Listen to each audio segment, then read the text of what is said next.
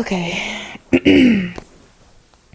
We are live and we're back with another episode. Yes. We are potting right now. I mean, I knew we were, but I just wasn't sure. Welcome to another episode of the Soulful Stir. I'm Diamond Symoné. And I'm Tash. How are y'all on this beautiful Sunday? I hope y'all are doing great. Happy Sunday. We hope that all is well for sure. What's good in your world? Tell me something good, Tash. Nothing really. It's been kind of quiet in my world. But in other news, yes. Well, not really, but it has. If you know, you know. But just to, talk about somebody else's business. One of my best friends, I'm not gonna say who, hit the lottery last week, and that was big for me, just because I was happy for them, because everybody could use extra money. But I just always feel like when things happen like that to people in my circle, that like that energy is transferable. So I just feel like because it happened for them, it's gonna happen for me soon. So my time is coming. I'm just waiting on my check in the mail. Great. Well, I'm waiting for our check in the mail. Because if it's transferable, then that means if it's happening to you, it's going to happen to me too. Absolutely. No, I really do believe that, though. This is that season that I think that everything that you've been preparing for, or that we've been working for, is going to manifest itself, if it is what we're supposed to have. This is spring. This is a new beginning. It's a new harvest. And I just feel like everything that, if you've done the work, not just us, but just in general as people, if you've done the work, the results are going to show. Like, it's going to show in the results. So I believe that everybody, or at least us, we got some good things coming. Yeah, no, I'm with you on that. And I received that. So congratulations to your friend. I love that for them. And friend, if you're listening, not only is she your friend, but I'm also your friend. So don't forget that. I actually got in my garden this weekend. And let me just backtrack. So commencement was Saturday. I had a good time. Nice day.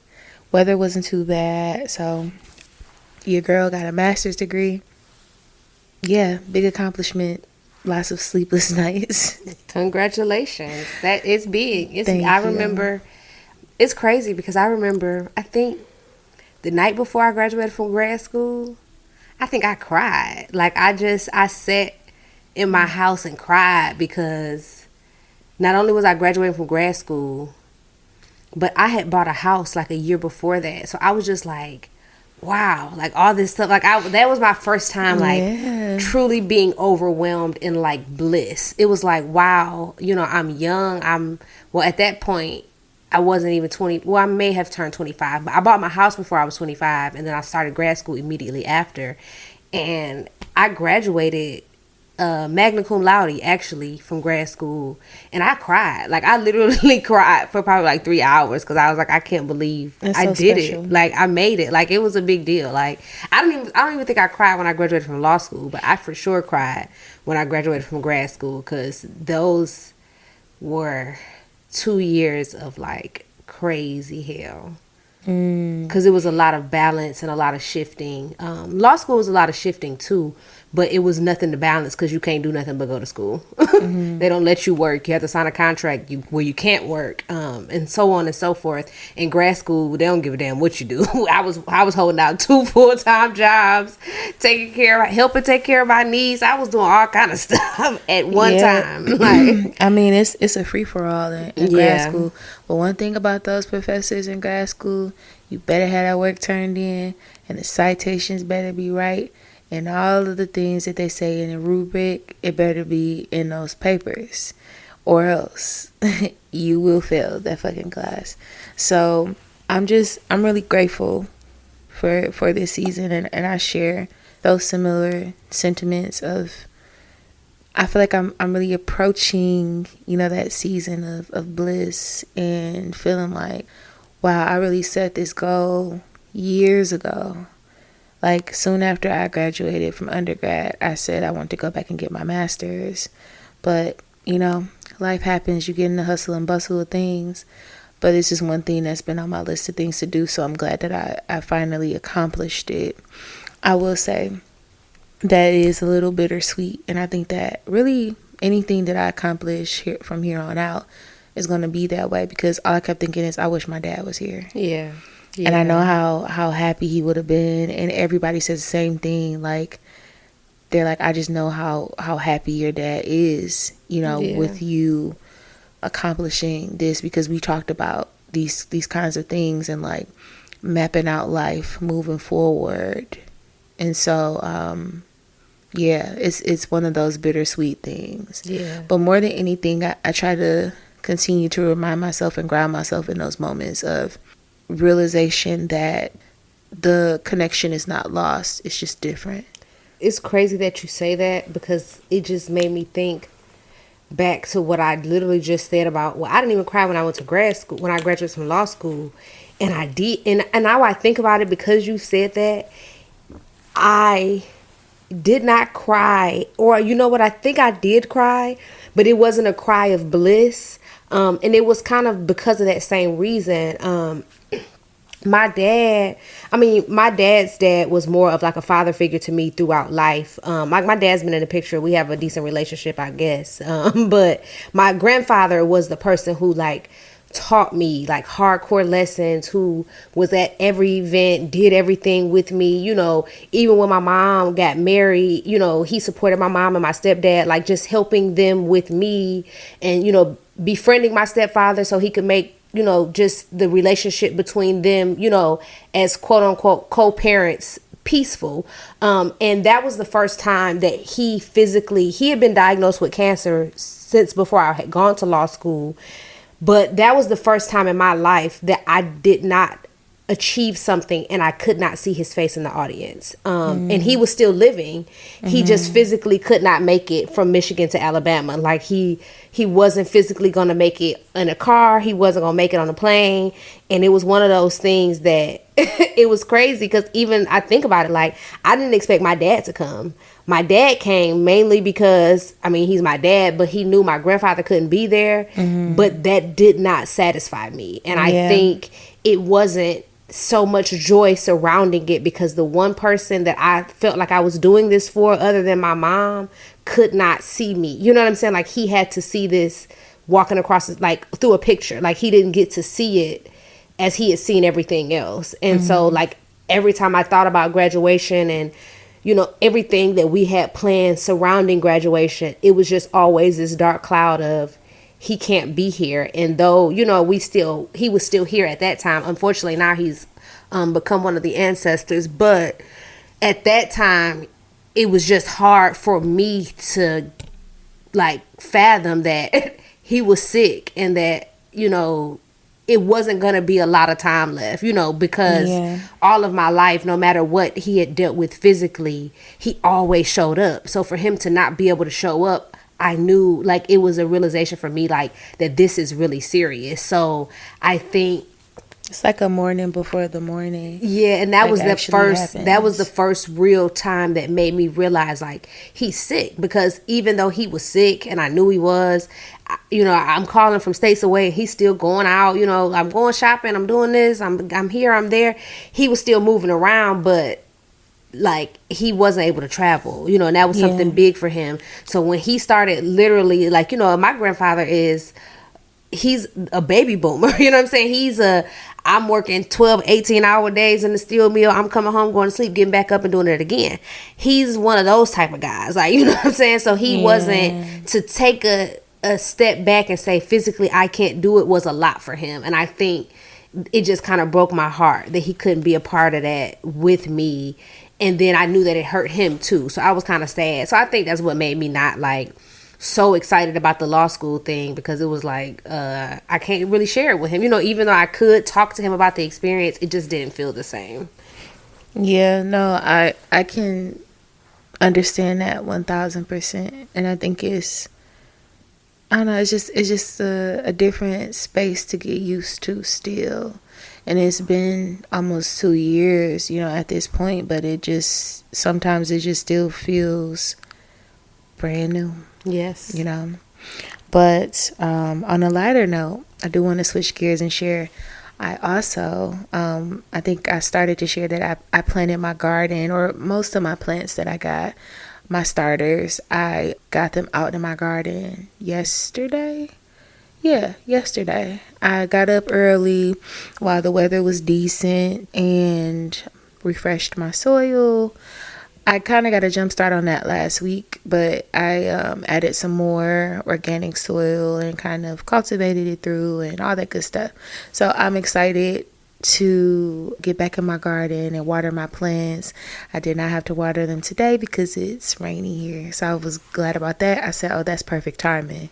I just got my plants out and we get a natural rain come in. That's God's good grace for me. So I'm excited. If you know, you know. You know, my friends, they know that I love being in nature, being outside in my garden, and really also being able to just go and get my own herbs and vegetables. And people be like, what do you do with all the stuff that you grow? And I'm like, I dehydrate some of it, and most of it we cook with, or I give it to my friends too, because I had a lot of peppers and tomatoes and things that came in last year. I ended up giving some of it away because I didn't want it to go bad, and I knew I wasn't going to be able to eat all of the things that I had harvested. So yeah, I'm excited about that. It's probably one of my favorite things about spring and summer, is being able to get in the garden. Well, speaking of your garden, I think that's a good segue into mind body balance. Yes, I was just about to say that. I think last week I may have mentioned fasting, and I still intend to do it. I didn't start. You want to start together? We can. Life. When do you want to start? I don't know, because life just happened and I couldn't do it. But I am prepared. I am proud of myself. I did order. I refreshed my vitamins, got some new supplements. I'm going to try to start incorporating some collagen into my routine. That's a good idea. To help with my bloating and all that good stuff, so I can actually see if these workouts are working. You just reminded me. I have some collagen peptides that it's this lady. I'm going to send you her profile on Instagram, but she gives like a lot of natural recipes for things, and it'd be random, and she like gave this hydration water with like dehydrated strawberry like powder. You add it with collagen, a little bit of coconut water, a splash of lemon. It's so good, and a splash of Celtic sea salt. Oh yeah, but it's so good, super hydrating. And she was explaining how it hydrates you on a molecular level. I think you'll be interested in it. I definitely would. I definitely need to see that. I'm gonna send it to you. Yes, I would definitely be interested in that. So, really, like, when you decide that you're gonna start this fast, I low key might just like start maybe day after tomorrow, because I need to go grocery shopping for my fast. And I intend to do it just for a week to kind of like just cleanse and jumpstart my body into, this new lifestyle and regimen. But I think it's also just helpful to have a nice hard reset real quick. Like I've been doing a lot of with my workouts. I do need to get more consistent with my workouts. I do work out quite a few times a week, but I would like to do it more and just have a more structured workout like I had when I was going to my trainer. But I have since started incorporating lymphatic drainage. So I've been doing wood therapy when I get out the shower, and it's working, to say the least. Some of the results are a little TMI, but yes, it works. Just as far as like it'll break down your fat and stuff, and like your cellulite in certain areas, just to kind of release and break up all of that stuff that's been stuck. together, but it drains your lymphatic system. So like once you start doing it, like I could tell the difference in my stool, like what was coming out, like the color changes, the smell, how it was coming out. It was like my body was truly releasing stuff. It's interesting. I have one of those systems. I should actually put it to work. I have that in a dry brush. Okay. Because I've heard dry brushing is good for that too. Dry brushing is really good, but you know what you need to try too? I have one, but I haven't tried it yet. Have you heard about the ladies doing the castor oil wrap? Yeah, and I have a so I have a castor oil wrap. I have a cotton cloth. Okay, so and organic castor oil I keep on there. Yeah, so you're supposed to put the castor oil on the cloth and then wrap the cloth, wrap the wrap around the cloth. And it's supposed to do two things. Like if you do it right, some people complain about it being messy in the bed, but if you do it right, they tell you that it's not supposed to, like castor oil is so potent you don't need that much, so it's not really supposed to be that much thick that it's getting in your bed. And it spreads. Yes, and you're supposed to just put it on there, but they said it helps with like your PCOS, your cramps. It's going to help with like bloating, all that other stuff, because essentially the castor oil is absorbed through your skin, more importantly through your navel, and it'll help. And so I have a wrap. I've had it for months, and I just never. I was actually doing that for a while, and I did notice the changes. And I would put it on my abdomen before I went to bed, and put a heating pad on top of it. That's what. A lot of people say that exacerbate the penetration into my skin. But then I also will put a little in my navel, just like rub it around my navel. Yeah. Because when I was little, my grandmother used to put sugar. I don't know why I want to say it was sugar water and castor oil. I know for sure it was castor oil and something. I want to say it had sugar in it. Unfortunately, she's no longer here with us for me to ask. I would have to ask my aunt if she remembers the little this little potion my grandmother used to make. But she used to put it in your ear and stuff a cotton ball in your ear when you had an ear infection, and your ear would feel like a brand new ear the next day. Like she would put it in there before you went to sleep, and then like stuff your ear with cotton. This reminds me of a book that I can't remember if I told you about it or not, but I'll get you that info on the book, because it has all of these old school remedies in it, from like people and stories about people, ancestors in it, and how these things work. That's what that reminded me of. But there are a few articles that go into depth about the different types of oils that you can put in your navel, because it's a gateway to healing, like spreading through your body.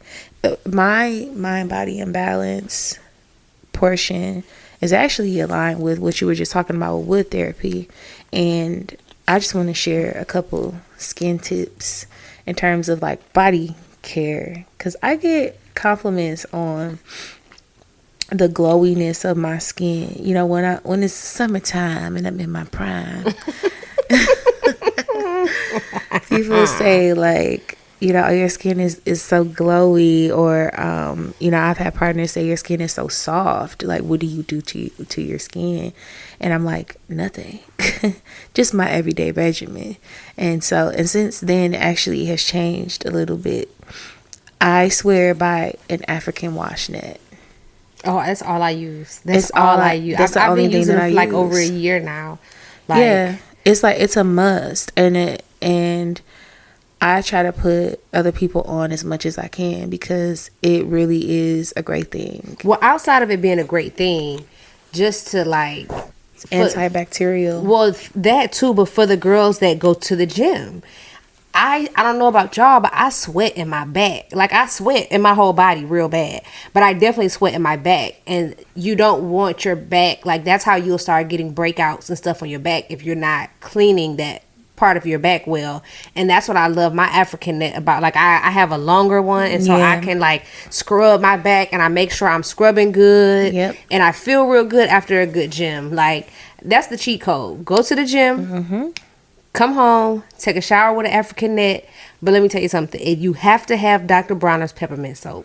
After the gym, You talking about an experience that'll have you feeling like you own crack? Peppermint patty. Your body is gonna feel like it's transcending into like some type of cloud. Like it like after I've worked out really, really good, I just like to come home and get in a really hot shower with that cold peppermint soap. And I just feel so clean and so relaxed. You're gonna feel like a York peppermint patty when you do that. I used to use Dr. Bronner's, but Dr. Bronner's is a really strong soap. Yes. And you're actually supposed to dilute it. And it says that on the bottle, but I feel like a lot of people be missing that. I like Native. That is the soap that I use. I swear by it. I like the cucumber. Ooh. I like the lavender cucumber. Rose is good. I haven't tried the lavender rose, but I'm not a big lavender kind of girl. So if it's heavy on the lavender, I'm not sure if I would like it. I can't remember. It's crazy that I'm even bringing it up because my niece, she's the one who put me on it, and I used it and I liked it. And I'm not a big rose person, so that's why I was kind of hesitant about it. But I liked it. But you know what I like, to be completely honest? Dr. Teal's. Dr. Teal's. Yeah, Dr. Teal's is pretty cool. I like their the soaking the Epsom salt. I like the Epsom salt, but they also have a liquid. Oh, okay. See, I just get the body wash. Like they have a lemon balm body wash. I like the cannabis sativa one. I like the eucalyptus spearmint. Hey, I got all of that in my garden, damn near. I got some lemon balm. I'm about to mess around and start slinging soaps, y'all. Make my own soap.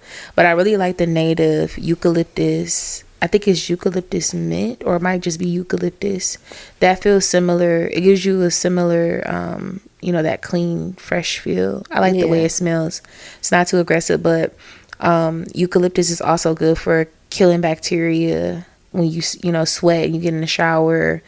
That's why a lot of times when you go to a sauna, they have eucalyptus, like some type of wipes or like a towel with oils on it. Or their soaps and shampoos have eucalyptus in it for that reason. So eucalyptus mint, the cucumber, or the coconut vanilla. Those are my top three. I like to rotate them depending on the season and how I'm feeling. So use that wash net, and then when you get out of the shower, y'all, this is the game changer.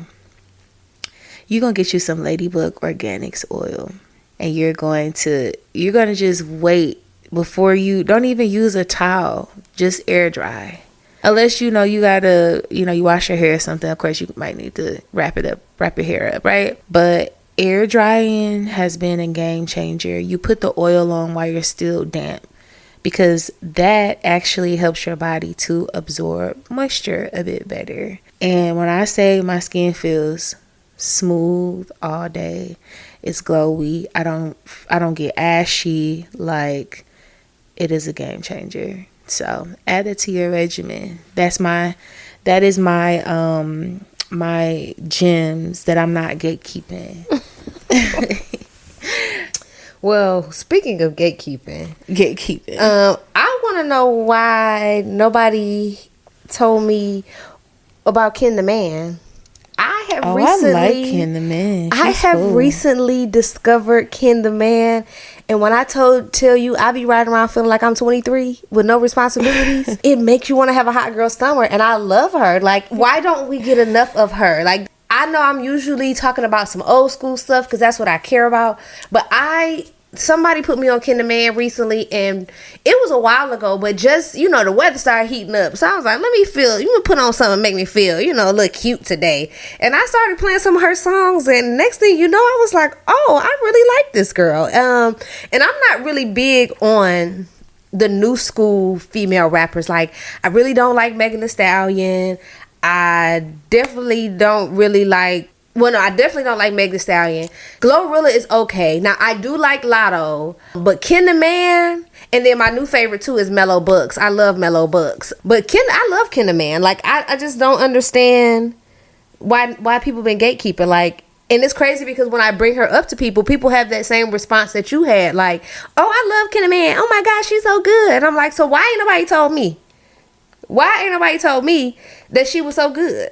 So I like Ken the Man. I haven't really got like too deep into her portfolio, if you will, but the songs that I have heard, absolutely 10 out of 10. So Like, even the what you're blogs saying. and stuff, like when I think about what I see on Shade Room or Baller Alert, it's Asian Dial Brats, it's all these other corny I'm sorry, but corny female rappers that's out right now that ain't doing nothing but selling sex. You know what I'm saying? And I'm not saying that Ken the Man don't, but it's just the way you have to do it for me. Like, I as much as I will complain about like a Sexy Red or a Meg Thee Stallion, I love a sexually suggestive lyric. You know what I'm saying? I love a good, you know what I'm saying, spicy song. I love a good song that make me feel like I'm that bitch. Like, I'm not gonna lie, I don't think that's ever gonna change, but it's the way you have to present it to me. And I think growing up in the era of like where you have female rappers with a lot of duality, like a Foxy Brown, you got somebody like Lil' Kim, we had that, but then we also had a Queen Latifah, we had MC Light, and I like they brought balance. Yes, to the game. And that's what I like, and so that's why I like somebody like a Ken the Man or even somebody like a Lotto, because yes, they're gonna talk about themselves and, you know, their sexual prowess and who they are as women, but they also talk about other things too. Like, it's not about that. Like, every Sexy Red song I've ever heard give us more information about her coochie than I think we need to know. Like, you know what I'm saying? Like, it's just kind of weird. And I like what we talking about it. I like Lotto too. I like her a lot. Lotto's She's also beautiful. a Capricorn. She's beautiful too. I like her. She just seems real cool. Like, you know. Yes. Like she's talented. She's cute. She's talented, and she dresses nice. Like, all the things, right, that we love to see in an artist. But more importantly, them bars be hitting. I play her album. The last album, was it Georgia Peach? Is that the name of the album? I don't know. Well, that last But album yeah. I play it quite a bit. It's a nice project. And you know what? And once again, my niece is the reason why I even know who Lotto is, because I don't know if people remember, but during the panorama we had, Netflix had that thing where you could watch. Remember where you could watch Netflix with somebody? No. So they had a thing. See, I was too busy roller skating in your basement. I remember that. in my basement. But so they had this thing where you could send somebody a link and y'all could pick a show and you watch the show together. Like, so if they pause it paused with you. Like, it literally starts. Oh, that's cool. So y'all could watch it virtually together. So me and my niece used to do that while on FaceTime, and we would like find the shows to watch because she was in California and I was here in Detroit. And one of the shows that she had picked was the Rap Game or whatever it was, that show when they had all the teenagers on there that were trying to rap. And that's when Lotto was still Mulatto. She was on there, and her dad was pretty much bringing her to everything, and he was acting as her manager and liaison. And I liked her then. She had a really, even though she was a teenager, she had a really mature personality about her. And I liked the way that even though she came off kind of bratty sometimes, the interaction with her and her dad was, you know, pretty wholesome at that point. And I really liked her. I liked her then more than I liked any of the other artists. And unfortunately, I don't think any of them have really made it big. I mean, they definitely haven't gotten to the level of success of Lotto, but I don't think their names are really popular anywhere. Unless there's like locally where they're from. But yeah, she did really good on the show. So I knew then that I was probably going to like her. It was a little bit of a gap in time from when she won that. I think she won the show, or when she was on the show, until she really started popping out with her solo career. I remember her being on that show, but I never watched it. I only saw like clips of it. So it's always good to see people, you know, matriculate from those types of shows and actually make it and be successful. So shout out to her. Big shout out to me. Shout out to me. There is a project that I was listening to earlier today by Kelela, I think that's how you pronounce her name. I've heard her music. She's been out for a while. She has a couple projects that absolutely hit 10 out of 10. And I just happened to stumble upon an unplugged session, an unplugged project that she did recently called In the Blue Light.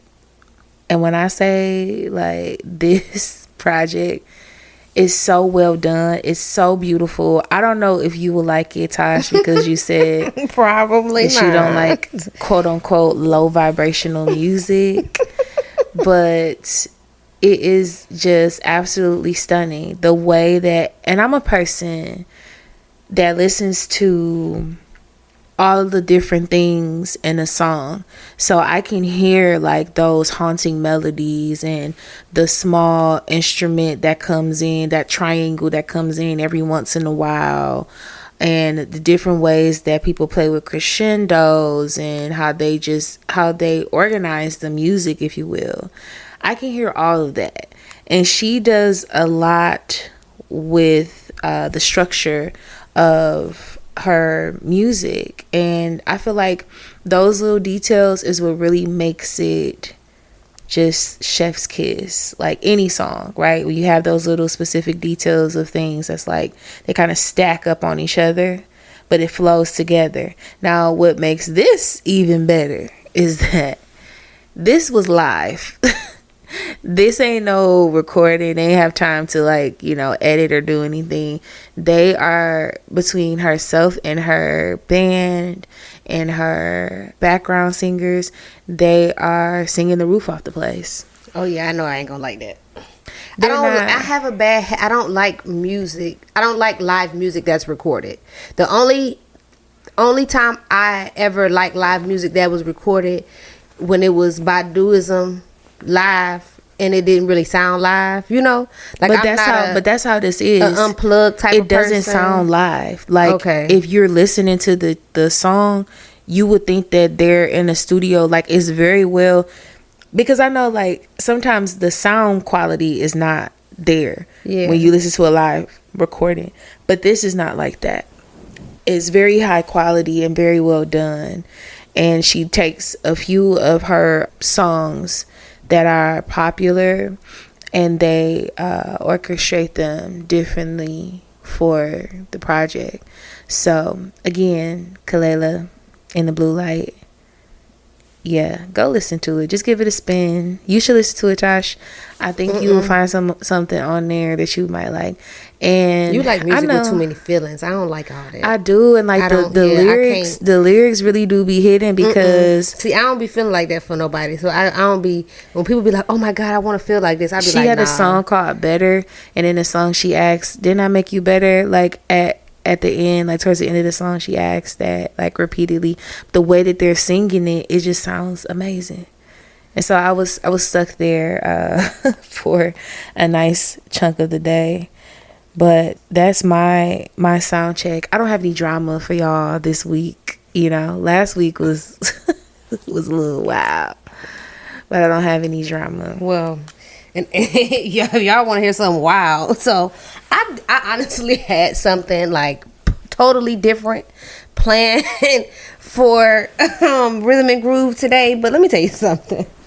When I get on Prince Rogers Nelson's internet and I see y'all clowning and acting a fool, it really takes me out of my element, okay? So I say that to say, literally, right before this mic came on, I was just scrolling through threads. We were getting stuff set up, and I saw something that just really made me feel a type of way. So I'm going to read it verbatim, just as it. I'm going to even read the emojis that he put at the end of every. How you going to read the emojis? I'm just going to say what the emojis are, because it's weird. I'm going to read the emojis. So, and I'm going to call this person out. I don't know who Shannon Kaysen is, but Shannon Kaysen, you are a clown. Good golly. Shannon Kaysen says, as a 2-time divorced 40-plus-year-old man, I've made some recent dating discoveries. 1, I'm not generous enough for women under 25. Insert flying money emoji. 2, I need to build up my stamina for women over 35. Insert angry face emoji with tongue out and sweat beating down his face. Number 3, women really, really love to travel. Insert airplane emoji.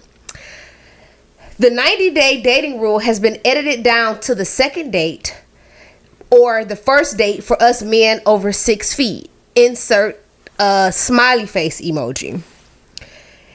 his next thing was, when did women start drinking bourbon and smoking cigars? Insert cocktail emoji and cigarette emoji. His next point says, knees become an issue for women over 40. And then he puts the emoji that is supposed to be somebody on their knees praying. That's what he put at the end of that. And then the very last one says, women want to lick everywhere. WTF. And he puts the tongue emoji. So I instantly find, like, I do math real quick. Like, I'm a mathematician on the low. Like, it's really odd because most lawyers hate math. I love it. Okay, math is my jam. So I instantly was like, oh, you a dirty rascal, because you talking about you're not generous enough for women under 25. But if you're 40 plus, that means you have at least a 15-year head start on life. Like, you have a 15-year age gap at the very least between you and these women. That's already an issue for me.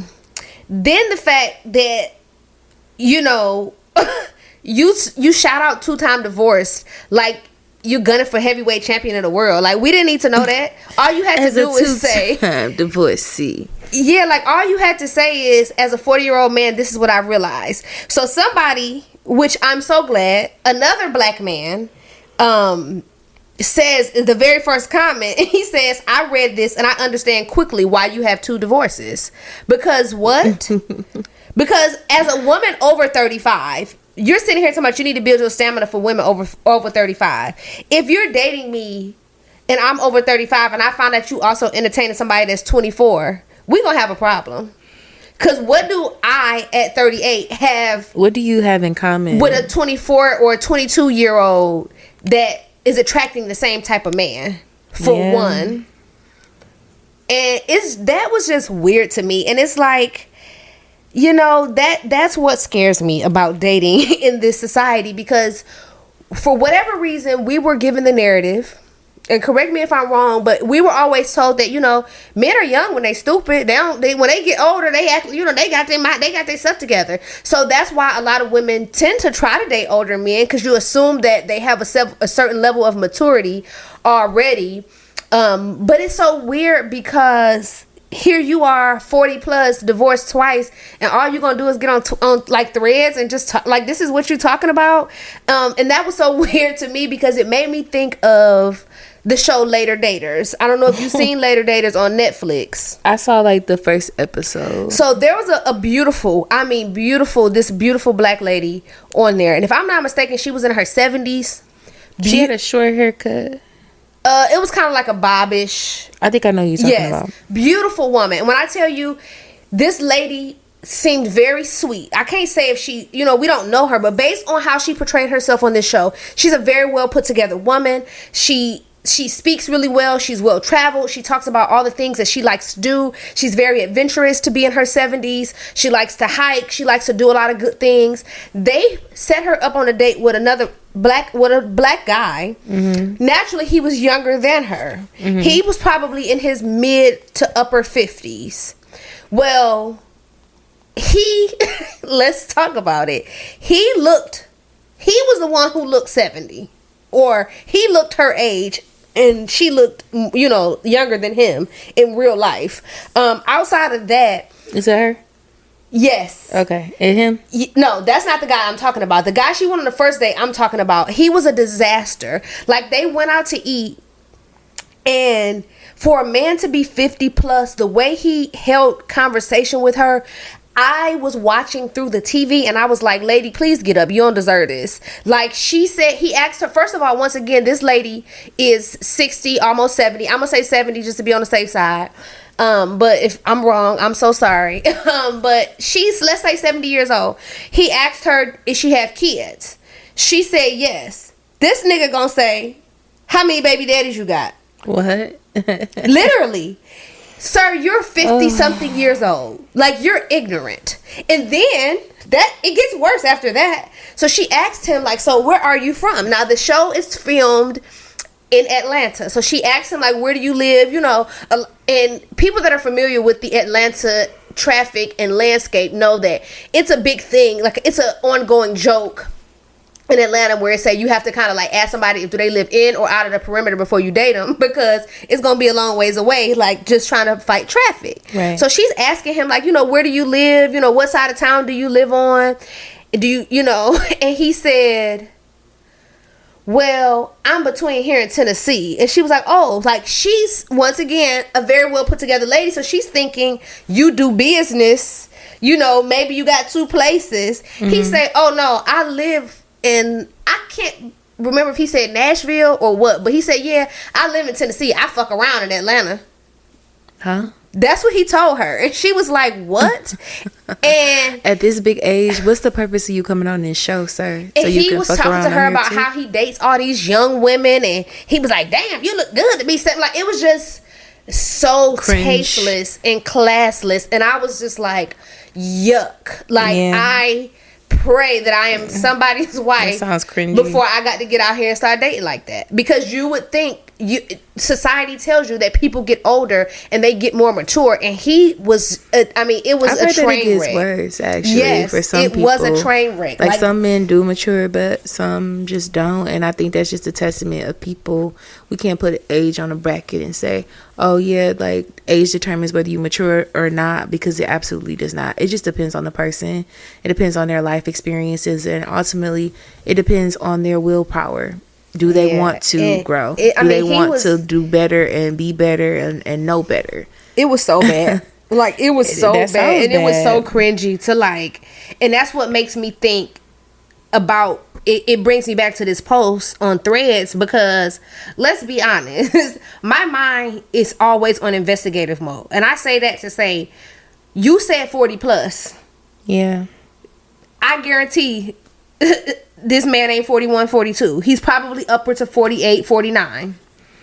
To be honest, if you would have said, if anybody else likes to make this, you say 40 plus because you don't want to give the right number. If you were proud of your age, you would just say, I'm in my early 40s, you know, or right. As a 42-year-old man, because, you know, who cares that you're 42? But the fact that you said 40 plus lets me know that you didn't want people to dig deep into this dating under 25 thing. Like, you shouldn't even have brought that up. Yeah, I mean, but that's one thing, but then the other thing is he's just not comfortable with his age, period, because I feel like men that are secure in their age, like, why are you dating younger women? Yes. I mean, there are other motives as to why someone would want to date a younger woman to that degree.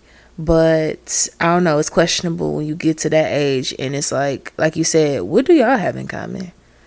What is it about a 20-something-year-old that you are so interested in, you know, to the point where you're willing to admit that so loud and publicly? Yes. I don't know, it's interesting. And then too, it was just funny to me because it was I'm not generous enough for women under 25, and it's like I'm so tired of hearing that narrative, and I'm so tired of that from men of, oh, all women want you to have money. You don't have none, so we don't want you for your money, sir, because you don't have any to give. Like, yeah, we don't, you know, and then too, my whole thing is, women, I truly believe as a woman, and I could be wrong, I can't speak for all women, but women typically treat men how men treat themselves or how they lead. If you come to me and I meet you and all you doing is trying to throw money in my face, all I'm gonna think you good for is money.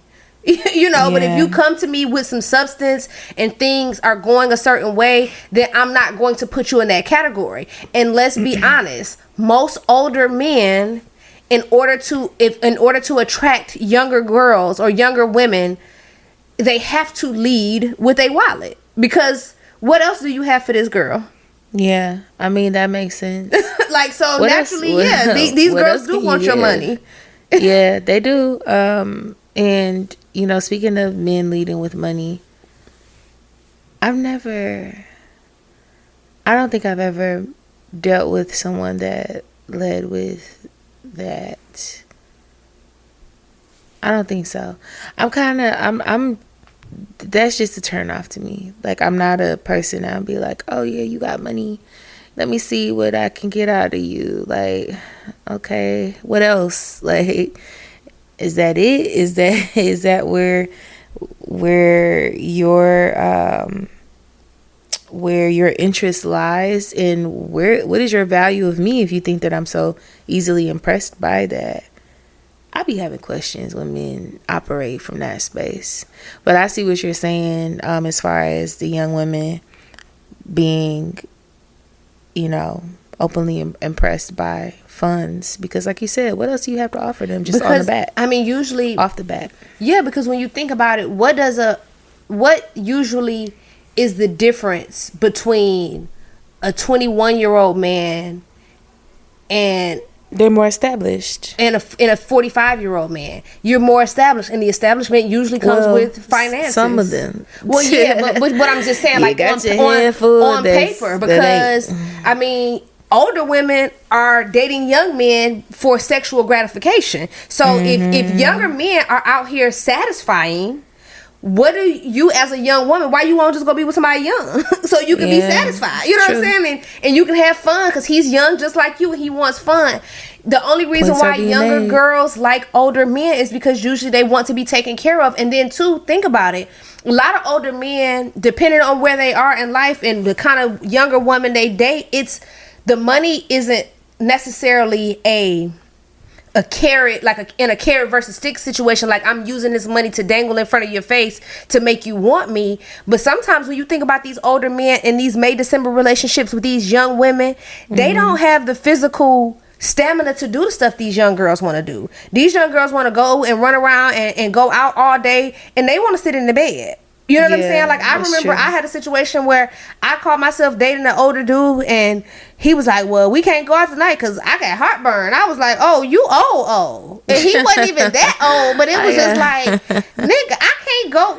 Hold on. So we had to cancel dinner plans because you got heartburn? Man, let me get you a Tums. Because once again, I was young. I wasn't that young. I was in my 30s when it happened. So I was old enough to still be like, no, because that was also different too, because I was already established. So anything that you thought you could give me, I could already give myself. So it just wasn't that thing. But that's what I believe younger women are looking for. I remember being young and I had a little, a little situation with somebody, who was self-employed, and I loved it because I got everything I wanted. I remember I was arguing with him because I wanted to spend my own money. Like, why you spend your own money? Blah, blah, blah.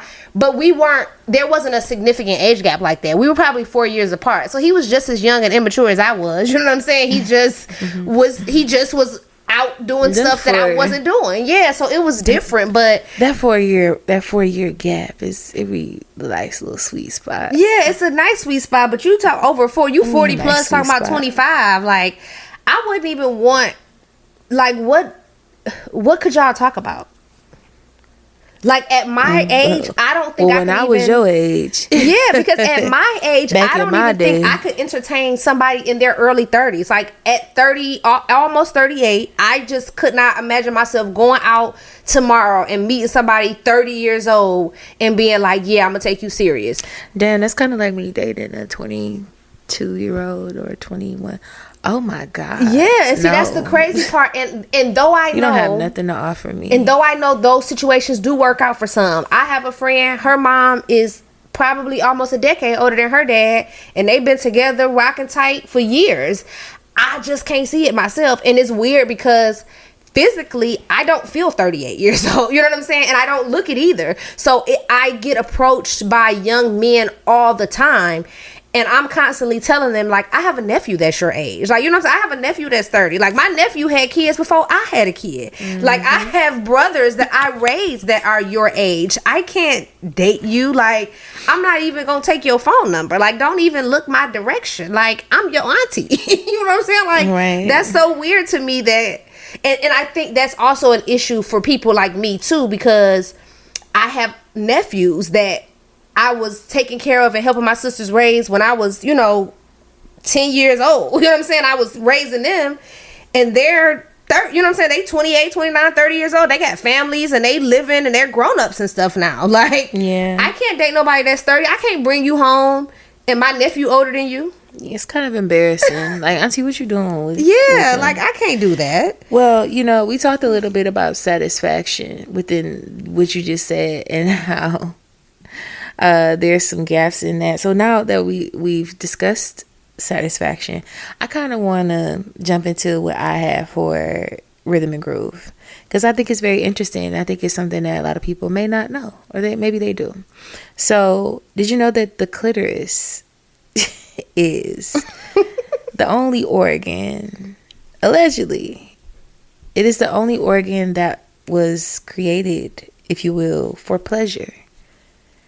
And I hear a lot of people complain about the lack of understanding around the clitoris.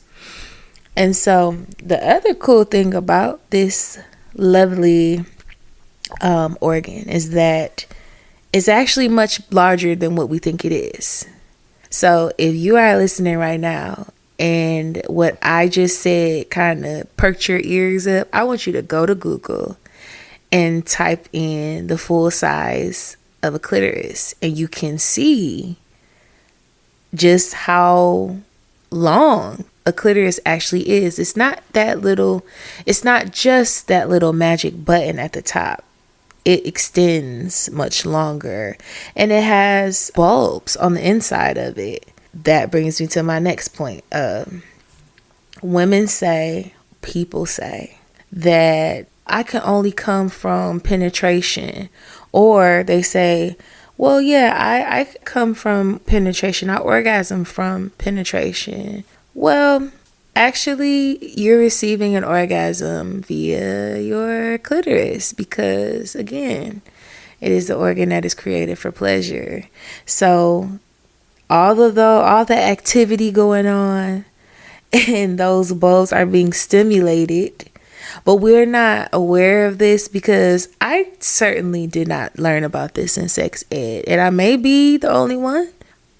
I feel like there are other people that don't know this, but I thought for a long time that the clitoris was just, little magic button at the top, and it's not.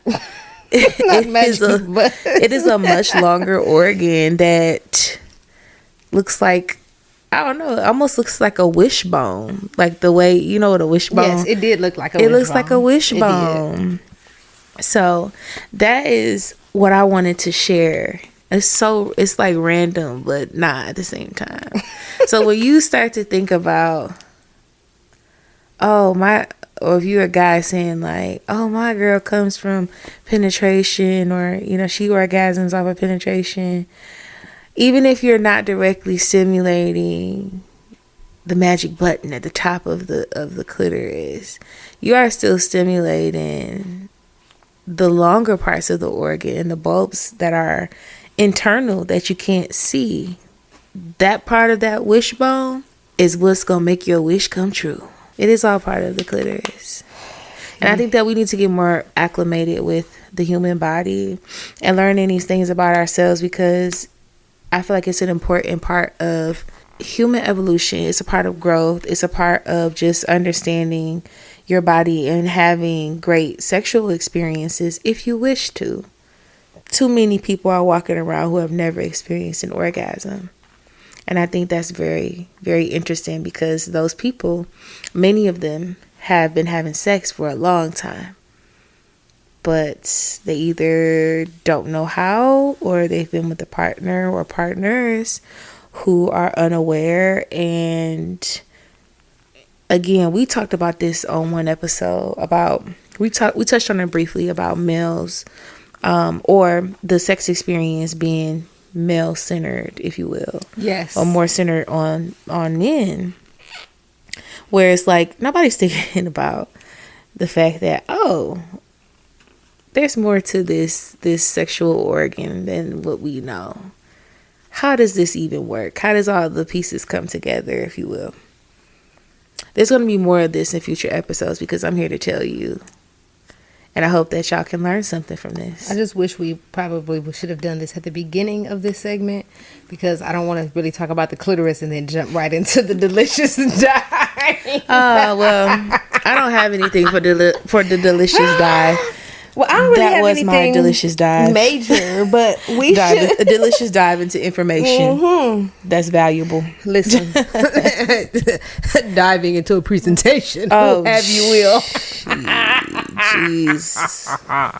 I'm crazy, but no, Yes, seriously, you y'all. are. So this is what I was going to propose for delicious dive. It wasn't necessarily something that I wanted to discuss, but just a proposal. Like, I want to go on a food vacation. Like, I was thinking about that. and it doesn't have to be something long term, and it doesn't necessarily have to be a vacation of sorts, but something like a 24-hour. Like, I have a folder, and this is very fat of me, but I have a folder on Instagram of like posts that people make in different cities with food, and I just save them so when I go I could try them. And it is like 17 places in New York. That's why that's like the first place on my list. It's like 17 places in New York that I want to go. And of the 17, hypothetically 14 of them are Jamaican restaurants. Because like one of them is like they put like oxtails in a beef patty. Oxtails in a cocoa bread and make like a sandwich with macaroni and cheese on it.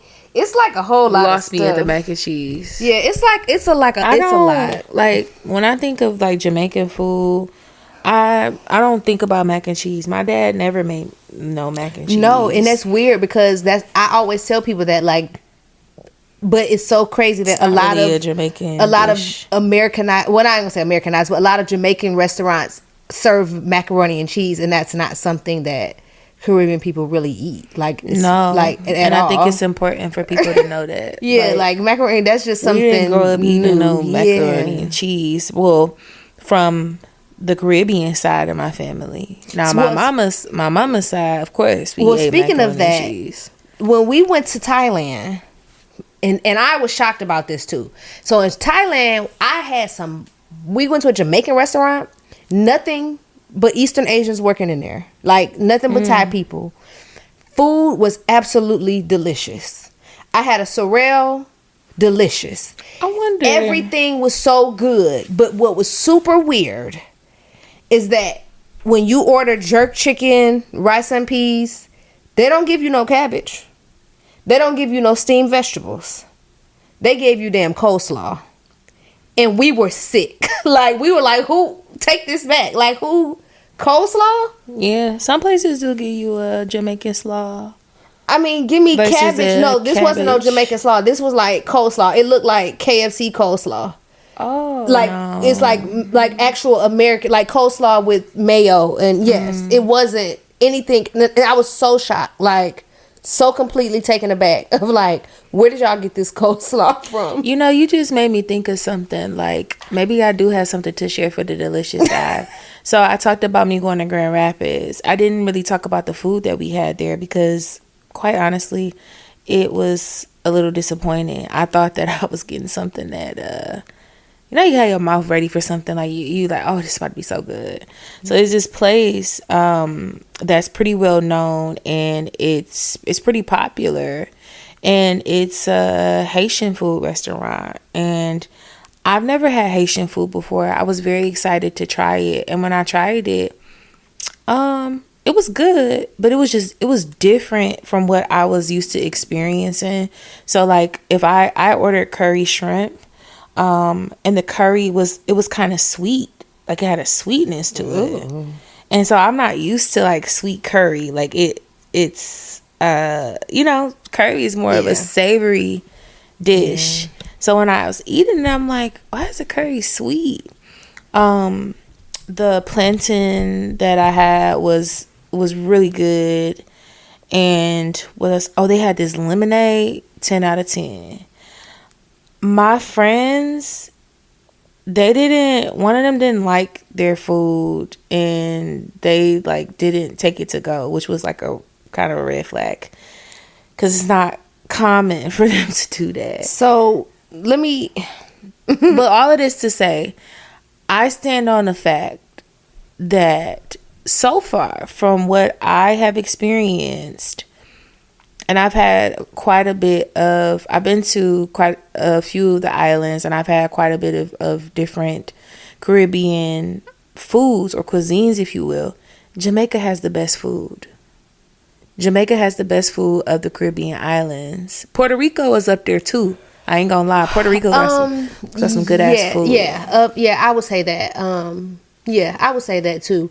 Now, I will say, now people gonna be mad at me for saying this, but there's not, the Caribbean culture, especially more specifically Jamaican culture, is not as prevalent up here as it is in the South.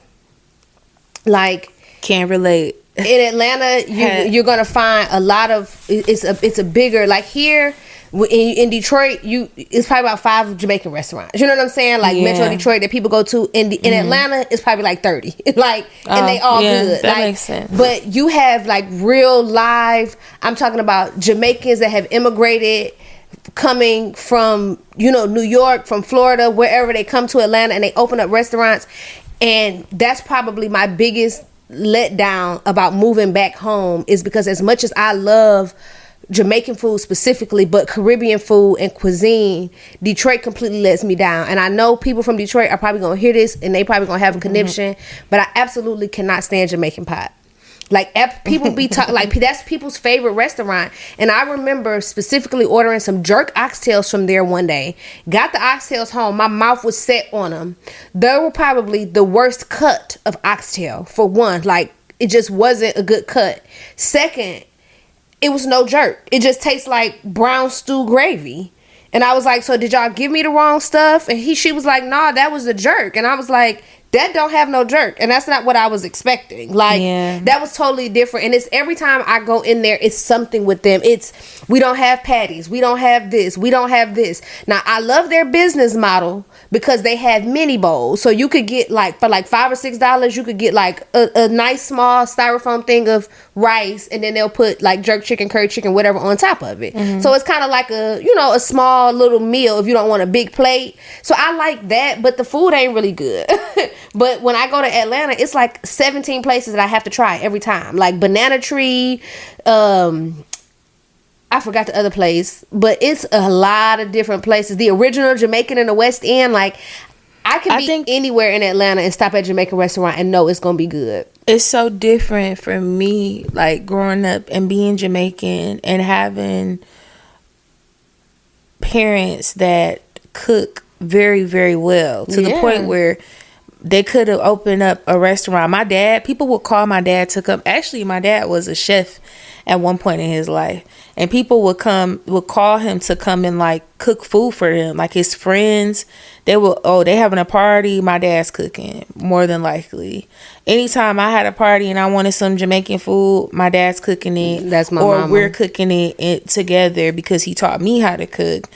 And when you have that experience of growing up like that, or being up at 5-6 a.m. in Kingston cooking breakfast with my aunt or with my dad, and we're having lemongrass tea, and we know what this food is supposed to taste like. So when I go to other places, my taste buds are on high alert, because I'm like, if that rice and peas is not good, oh yeah, no, this ain't good, because I know how to make the shit. So it's hard for me to like really sit down and be like, oh, this is some good food. I do like Island Spice on I think they're on 7 Mile. It's either 6 or 7 Mile in Southfield.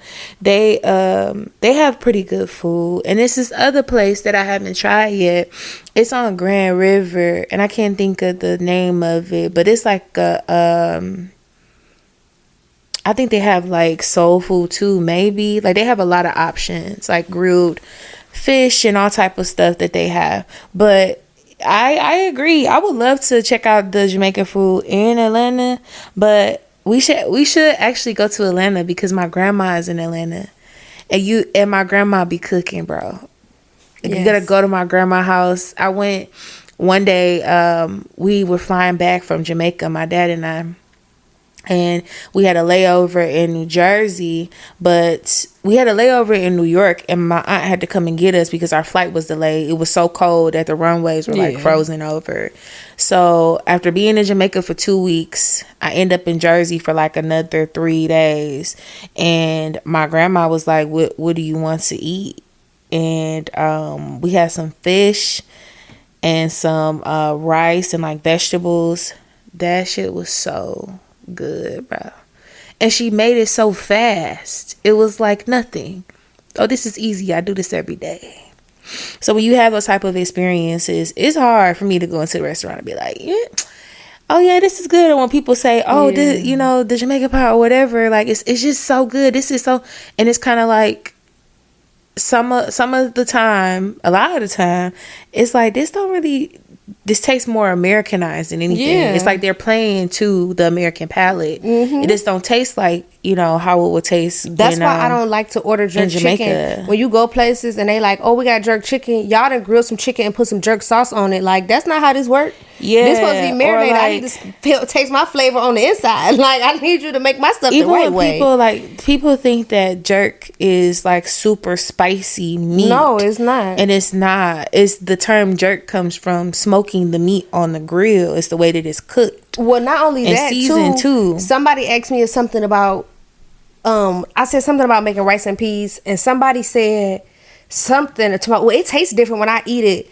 in Jamaica. I said, well, because most of the time, depending on where you go, especially if you're eating curry, I'm like, you don't supposed to make it in no. I was like, I was always taught you put a little coconut milk in there to make, you know, to get that cream. But people don't know, like, those are the things that separate true, authentic Jamaican food or Caribbean cuisine from what people come over here and try to Americanize. Because, like, I'm like, no, you don't just boil that in straight water. Like, you do it a certain way. Like, you need to put your bay leaf. Like, you need to put stuff in it. It's not just rice and peas. You gotta put your thyme and your pimento and people don't even understand the difference. Scotch bonnet in there. People don't even understand the difference between even that with the using a red bean versus a pigeon pea.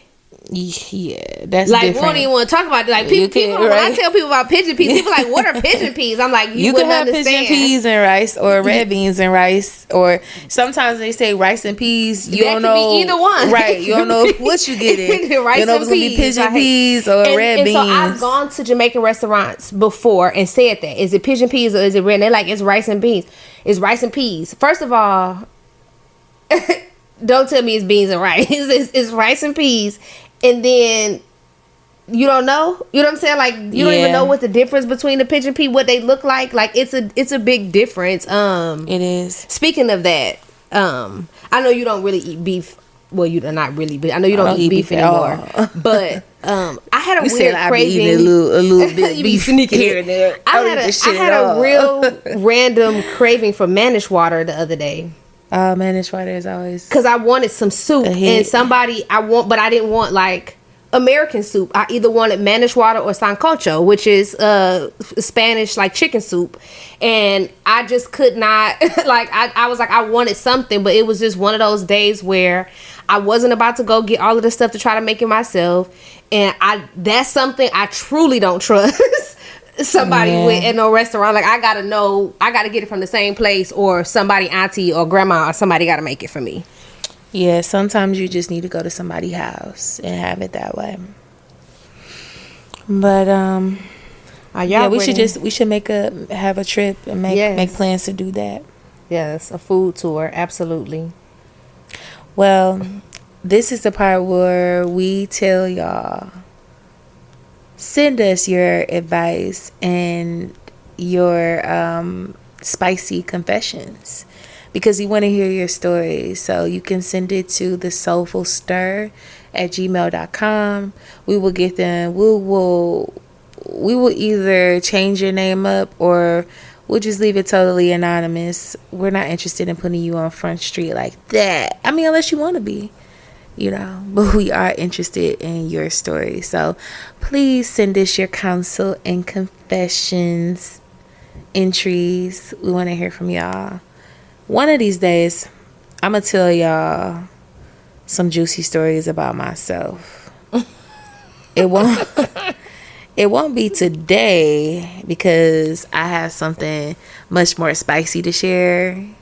And I was thinking about that when we were prepping today's entry for Counsel and Confessions. I was like, you know, I've had some interesting things happen in my life, and maybe I should like anonymously write in You very well should, and my own stuff. I should give a presentation, if you will. You very well should, and I too, may have a presentation or two to share, because why not? Some stuff I will tell y'all. Like I'll tell you off the air before I can't even get it out, because right when I close my eyes, I'm having like flashbacks of like everything that happened, and it was nothing sexual or anything. That's usually the worst, though. It was like a chaotic day that happened. For me, that's usually the worst, because my first thought is like, why am I so worried about this if we didn't even do nothing? Like, how do you got me so caught up? Yeah. And nothing has even happened. Like, I think that's the worst. It probably is the worst. And, I've been there too. So, without further ado, we have an entry for y'all today. And it is called First Time Doming. It's the way you read it. So, the entry starts off with, "That shit is fun." He came in, and before his arrival, he had the request to have one of my videos playing while he ate me. Then he said, "Let me get comfortable." I came to the door naked, and he was saying how good I looked. I turned around and went in my room and came back out, and this man was completely naked. I said, "Well, okay." I cuffed him first. He kneeled down and put his face in it. The video was playing, and he was looking up and listening. His face is soaked at this point. From there, I smothered him. He was getting red as fuck because the man is light skinned. I mean, he kept moving me up so he could be fully immersed. He tapped me a few times, but he was literally red and tears were bubbling up in his eyes. He was enjoying every minute of it. I was touching his legs, talking to him, and telling him he was doing a really good job. Then I got on my back, and at that time, I had my feet on his back. Before we started anything, he also said to me, "You gonna get aggressive with me?" He really wanted that. So I lifted his head up and smacked him a few times, dug my nails in him, gave him directions on what I wanted him to do, kept squirting in his mouth. I mean, when he was done, he had to wipe his whole face top to bottom. I had him do the 3-finger combo while on the clit, and then made him proceed to rubbing my boobs. I rubbed his head while he was in action and kept pushing his head down into me. After that, I proceeded to give him 10 seconds ahead while making him count out every second. Then I milked him right after, kissing all over him. I went very slow, and at the 7-second mark, I went all the way down. He enjoyed every second of it. Next time, I need like a paddle or some shit. I'm going to think about it. I was humored by the whole experience, and he enjoyed himself. Now, I want pizza. Well, that's a lot. But I'm gonna come right out and say it. At one point in time, I considered, like, I ain't gonna say I considered it, like, I went through the steps, but like I thought about it, like somebody would pay me to slap the shit out of them. Like, I'll sign up, but I'm too silly for stuff like that. Like, you have to really be, in my mind, I don't want to say sadistic because it has a negative connotation, but you have to be a different kind of person. And I'm one of those people that, like, my mama ain't play that shit when we was growing up. You don't just put your hands on people for no reason. You know what I'm saying? And I just could not see myself, for one.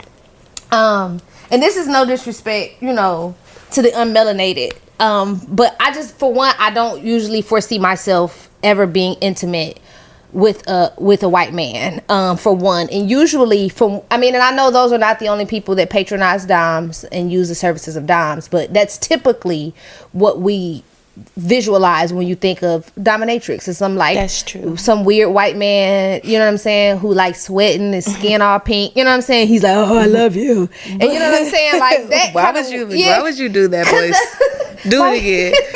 Oh, I love you. Oh, can you marry me? Like they just be, you know, they be in love, you know, like Myra, so like Myra from the Players Club, like Diamond, I follow you home every night to make sure you get home safe. Like so that's what we childish. envision when we think about Diamond. So I just kept saying like, He said, I'm not about I spend a lot of money on you, girl. Yeah, And like you I'm not act about I to don't go exist. to no white man's house and be like peeing on him and slapping him around, and I'm definitely not about to let you come to my house with that foolishness. So Like it's just so interesting though, because like this is these types of things are important, right? When we talk about pleasure and how people receive pleasure. And one thing I do want to say and highlight about our writer that wrote in, she was very clear that, you know, this was completely at the discretion of her partner.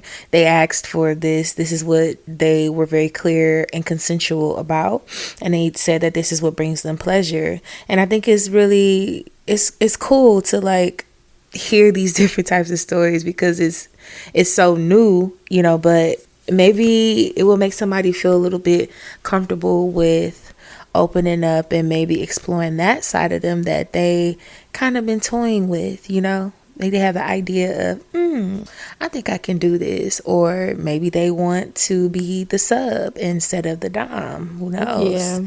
But I think it's really cool. You know, I'm just always like, I'm very well, it's interesting that you say that, because I was talking to somebody about this recently. open to education. I was talking about talking about this with somebody recently, and I've actually used to talk about this with people for years. Like, I don't know when I came up with this theory, but I have this rolling theory that has 97% been true, that people's sexual personalities are the exact opposite of their outward personalities. Like, So what do you think mine is? I think you're a dominant person. Look how you bust out laughing. So exactly. Tash. So very well, mine is the opposite, and it's very true. Like, it's 100% true. And I ask people that too. Like, I'll ask them that about themselves. Like, you know, how are you sexually? Do you think this? And they'll say, yeah, I think I'm like this. And then I'm like, yeah, that kind of makes sense. Like, most people, it's a small group of people that are probably the same on the outside as they are sexually. And don't get me wrong, I don't believe that if you're one way, you're stuck. I believe you can be fluid. I'm more of a completely submissive person, but if I get in the right mindset and I feel like the moment calls for it, I can be dominant. You know what I'm saying? And I think they're fluid, but I think overall, as a woman, you know, that once again, as a woman who has to go out here and show up in the world and do everything all the time and be in control of some stuff, I want to come home and I want you to control me.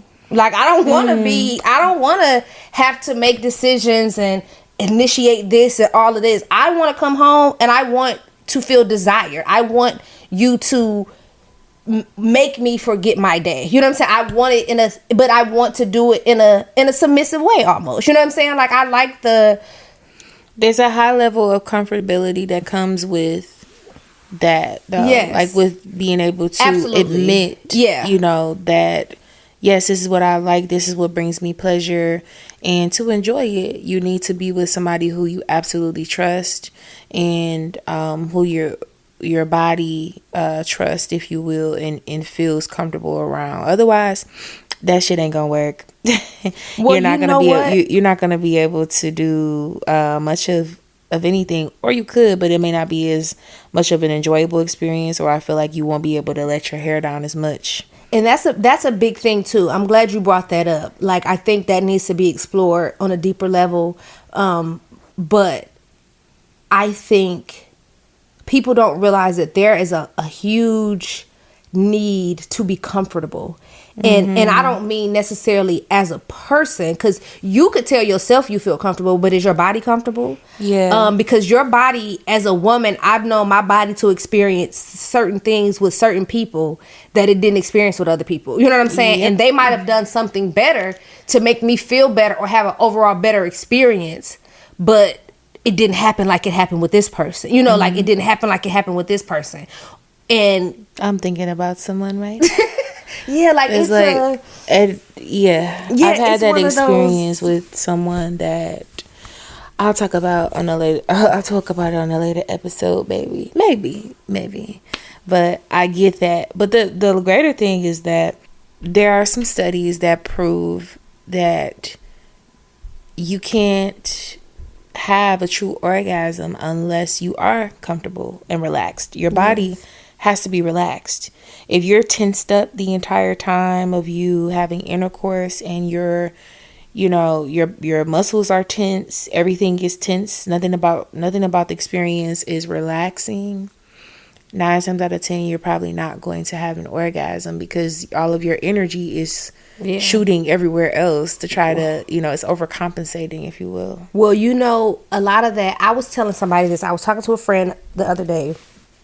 And this is actually a male friend, but we were talking about relationships, and he was talking about like women he was dealing with and stuff. And I was like, well, do you understand that like when you're dealing with these women that foreplay, and I think the comfortability comes in with, I think a lot of men think that literally we could get in the bed and you open, you know what I'm saying? Like you're comfortable, especially if we've been together for a long time, like you should just be comfortable. But I try to get people to understand, for women, sex is way more mental. It's the foreplay starts from the time we wake up. Like, tell me I look nice before I leave for work. Press up on me while I'm getting dressed. Tell me how good I look. Throughout the day. Text me throughout the day to say, how's lunch, babe? Or are you gonna make dinner? I can't wait to see you when you get home. And it doesn't have to be. And I'm saying these things because those are not highly sexual things. I'm not saying that let your lady be at work and you send a 30-second video of you pleasuring yourself. Like, I'm not saying don't send it either, but I'm saying it doesn't have to be that straightforward. But just the simple things, just the, oh babe, I smelt you this morning before you left the house, or just to make a woman feel desired and feel good. And it starts to open her up mentally to be prepared for whatever else is to come. Like, it doesn't just start when we start the act. It starts way before that. It's the build up. It's the you doing stuff for me, because women are really giving. Like, if you treat a woman right, a woman's going to treat you better. That's where the happy wife, happy life comes in. And it's, a woman will treat you real good for basic stuff. You know what I'm saying? True. Like, you take me to Target, take me to the grocery store, I'm going to come home and we about to have 7 kids. Like, you know what I'm saying? Just, a good woman. Yeah, just basic stuff. You can't speak for everybody. Exactly. Yeah. And it's not, so I say all of that to say, like, if, for men who are listening and you're like, well, women, I don't experience that with women, like, you might need to change your approach a little bit, because it's not just the act. And once again, that goes back to, just to bring it full circle from our Counsel and Confessions, like she started with the, when she started the correspondence, it literally started with like, he wanted her to play these videos. Like, that was even getting her mind open, him thinking about this. And it yields that there was some conversation that had been talked about before. Absolutely. And she even says it in part of the action. She goes back and says, before we even started, he said that he wanted me to do, or he asked me, am I going to get aggressive with him? Yes. So it's like, okay, you're already having these conversations that are, kind of, they're setting the scene and setting the mood, ahead of time. So when it does happen, it's like, oh, this is cool. This is magical. It's comfortable, and everybody is having a pleasurable experience, because pleasure is important, y'all. It's the pleasure principle. Absolutely. It's very important. Yeah. Well, Tash, that's it for me. Do you have anything for the sanctuary scoop? I don't, but well, I just always want to reiterate, please make sure you're following us on platforms for social media. We are looking to do some collabs and some giveaways soon with some sponsors, and teaming up with some other nonprofits. So once again, look out for that. But please, I can't stress enough, follow us on social media. share the post to let your friends know what you're listening to. Give others an opportunity to just know about the podcast, if you will. That would do us a huge favor if you just could just help us get the word out. Let people know. Yeah, share with a friend. Share with your group chat. Yes. Let us know what they think too. Leave us a comment on our post. Yes. I was definitely gonna say, if you're interested in being a sponsor, please email us at thesoulfulstir@gmail.com. Yes, small business owners, please. Yes, please email us and just put in the subject line sponsorship request, and we will be able to review your request and hopefully get you on air. We are very excited about what's to come. This has been a lot of work. I ain't gonna lie. Just the stuff with us doing everything behind the scenes, and we do have careers. I'm in school, or was, for the most part. So having that be a part of it, it's a lot of work, y'all. Yes. So we appreciate y'all listening to us, and we hope also, that it's entertaining. Along with that, with the sponsorships, shoot us emails. We are also, we have our regular flow of show, but we are also open, to do topical episodes. Just like if you guys heard our college episode, we are looking to do things like that. And if you have ideas of things that you just want us to hear, like you want us to discuss, or you want to hear us talk about, send us some tips, or not necessarily tips, but send us some ideas. If you have people that you think would be a good addition to the show as far as a guest, send us information about these people. Just kind of help us. We're doing this. It's literally just the two of us. This is a grassroots effort, I'm sorry, and we definitely need help from the community to build a bigger community. So we just ask that you continue to support, comment not only on our post on Instagram, but on the YouTube videos as well. Make sure you're engaging with us on the posts and things of that nature. I keep saying I'm gonna start working on more short form content to post, like behind the scenes of my life, because I be talking about some crazy stuff on here, and I just really want y'all to see it in real life. So I'm gonna start working on vlogging, and that's strictly going to be something for the pod. So you would definitely have to be following The Soulful Stir on all of our platforms in order to see this content as well. So just make sure you're following us and sharing the content. For sure. Well, this has been another episode of The Soulful Stir. We'll catch y'all later. Happy Sunday.